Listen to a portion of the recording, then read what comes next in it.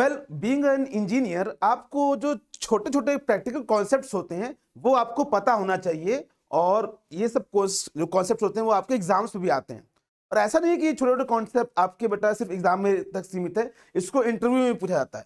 और बच्चों का इसका आंसर आते हुए भी बच्चे उसको ठीक से प्रेजेंट नहीं कर पाते हैं, और वहीं पे बेटा फिर क्या होता है, दिक्कत होता है। क्यों? क्योंकि आप जो भी आंसर देते हो उससे फिर क्रॉस क्वेश्चन बनाता है इंटरव्यूअर। तो आपको ध्यान से पता रहना चाहिए कि भैया जो आप लोग जानते हो, जो चीज जानते हो उसको आपको प्रॉपरली प्रेजेंट करने भी आना चाहिए। ठीक है, जैसे कि एक आपका क्वेश्चन सिंपली राइज होता है कि भैया आपका जो न्यूट्रल वायर होता है वो आपका जो साइज होता है उसका उसका साइज आधा होता है, हाफ होता है as the size of the phase. Phase के साइज से उसका आधा साइज होता है किसका? न्यूट्रल वायर का। तो ऐसा क्यों होता है? तो जनरली देखो बेटा क्या होता है, बेसिकली आपको पता होना चाहिए कि हमारा जो सिस्टम होता है, हमारा 3 फेज सिस्टम होता है, उसमें आपको पहले ये पॉइंट होना चाहिए कि भैया ये न्यूट्रल होता क्या है, ये न्यूट्रल क्या होता है। तो बेसिकली न्यूट्रल क्या होता है बेटा? आपका जो आपका 3 फेज में जो थ्री फेज आ रहे हैं, जो 3 फेज है, इसका जो आपका कॉमन पॉइंट होता है बेटा, जहां पे उसको पिलास लिए और तीनों फेज को कनेक्ट कर दिए, इस पॉइंट को हम लोग बोलते हैं न्यूट्रल पॉइंट।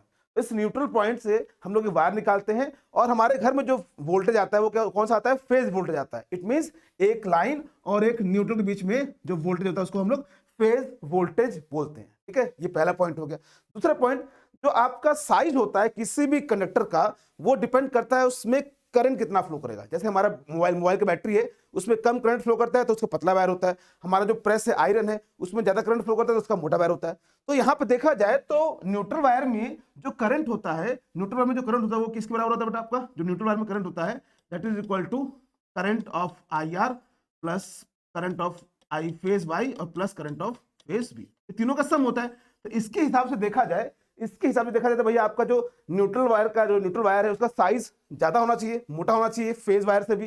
भाई इसमें सबसे ज्यादा करंट जा रहा है, तो देखा जाए तो भैया करंट रेटिंग के अकॉर्डिंग तो इसका साइज ज्यादा होना चाहिए, लेकिन इसका साइज कम इसलिए होता है बेटा क्योंकि ये हम लोग यहाँ पे अलजेब्रिक सम नहीं कर रहे हैं। अगर तीनों का डायरेक्शन सेम होता, तीनों ही करंट का डायरेक्शन सेम होता, तब हम कहते हैं कि हाँ भैया आपका क्या है, इसका साइज मोटा होगा, इनसे 3 गुना होगा। लेकिन बेटा ये अलजेब्रिक सम नहीं होता करंट का, ये होता है फेजर सम। भैया फेजर सम क्या होता है? फेजर सम मतलब होता है कि भैया आपको इसमें एंगल भी कंसीडर करना पड़ेगा। तो हमारा जो थ्री फेज सिस्टम होता है वो एक बैलेंस सिस्टम होता है। बैलेंस सिस्टम का मतलब ये होता है कि आपके जो तीनों फेज वायर्स हैं, ये तीनों आपके वायर्स हैं, लाइन है, वो क्या होती है बेटा? एक दूसरे से क्या होती है? 120 डिग्री डिस्प्लेस होती है। तो क्या सर हम लोग इसको कह सकते हैं? तो मतलब सर अगर हमारा क्या होगा, 3 वायर है, अगर तीनों क्या है 120 डिग्री डिस्प्लेस है, तो क्या हम उसको बैलेंस कहते हैं क्या? तो बेटा यहाँ पे एक कंडीशन आपको दिमाग में रखना है, नहीं बेटा हम लोग उसको बैलेंस नहीं करेंगे। क्यों सर? क्योंकि बैलेंस सिस्टम होने के लिए आपका 120 डिग्री तो होना ही चाहिए तीनों के बीच में एंगल, साथ में तीनों का मैग्नीट्यूड भी बराबर होना चाहिए। तो ये आपको बात हमेशा याद रखनी है कि बैलेंस सिस्टम के लिए हमारा कंडीशन क्या है। तो भैया बैलेंस सिस्टम होने के लिए, किसी भी सिस्टम को बैलेंस होने के लिए, 3 फेज सिस्टम को, पहले तो भैया उनके बीच में जो एंगल होना चाहिए वो कितना होना चाहिए? 120 डिग्री होना चाहिए, और साथ में तीनों ही का मैग्नीट्यूड भी क्या होना चाहिए? इक्वल होना चाहिए, तभी आप उस सिस्टम को बैलेंस कहोगे। ठीक है, तो क्या होता है जनरली क्या होता है बच्चा कि आपका जब ये सिस्टम बैलेंस होता है, उस केस में जब हम लोग फेजर सम करते हैं तो जो न्यूट्रल करंट आता है वो क्या होता है बेटा? उसका जो फेजर सम करते हो वो क्या आता है? उसका सम जो आता है बेटा 0 आता है। तो क्या होता है बेटा? आपका सम 0 आता है। तो फेजर सम करने पे इसका जो आंसर न्यूट्रल में जो आपका करंट फ्लो हो रहा है वो 0 होता है। और इसलिए एज अ इंजीनियर हम चाहते हैं, हमारा काम मेन क्या है, हम लोग इंजीनियर हम चाहते हैं भैया कोई भी चीज हम लोग इकोनॉमिकली रहे, ऐसा नहीं हो कि बहुत महंगा हम लोग सप्लाई कर रहे हैं।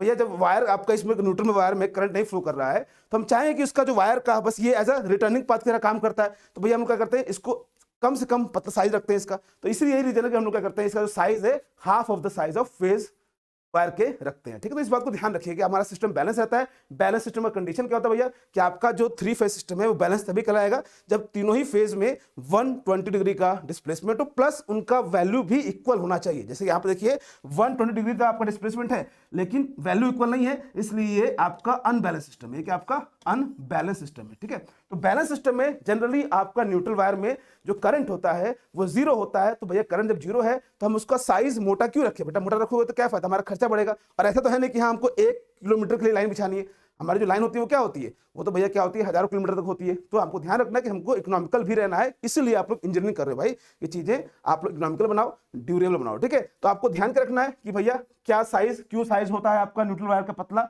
और उसका रीजन क्या है, प्लस आपका बेटा बैलेंस सिस्टम और अनबैलेंस सिस्टम में क्या डिफरेंस है। बैलेंस सिस्टम होने के लिए आपका जो एंगल होना चाहिए तीनों फेस के बीच में 120 तो होना ही होना चाहिए, साथ में उनकी वैल्यू भी मैग्नीट्यूड भी इक्वल होना चाहिए, अदरवाइज वो अनबैलेंस हो जाएगा। ठीक है, और साथ में याद रखिए बेटा कि आपकी 1 किलोमीटर वायर नहीं यूज कर रहे हो आप लोग हजारों किलोमीटर वायर को यूज करते हो for the distribution purpose, for the transmission purpose. तो उसलिए हम चाहते हैं कि हमारा कम से कम खर्च में ज्यादा से ज्यादा पावर का जनरेशन, ट्रांसमिशन और डिस्ट्रीब्यूशन हो सके, इसलिए हम कोशिश करते हैं कि जो न्यूट्रल वायर है उसकी साइज क्या रखते हैं, हाफ रखते हैं as compare to phase wire. ठीक है, तो इसी तरह छोटी छोटी चीजों को आपको समझना है और समझने के साथ उसको आपको एक्सप्रेस करना आना चाहिए, प्रेजेंट करना आना चाहिए, तभी सामने वाला बंदा आपको खुश होगा, आपको इंटरव्यू में नंबर मिलेगा और साथ में आपको ये चीजें एग्जाम्स में भी आती है। तो इसके लिए आप लोग प्रॉपरली बियॉन्ड द बुक सोचिए और इसके आंसर्स दीजिए। ये सब क्या चीजें, प्रैक्टिकल चीजें होती है, इसमें आपको रट्टाफिकेशन की जरूरत नहीं होती। तो इस तरह से क्या करिए, धीरे धीरे चीजों को सीखिए, आगे बढ़िए और कोई भी क्वेरी हो आप मुझे कमेंट बॉक्स में पूछ सकते हो। I am always there to help you all.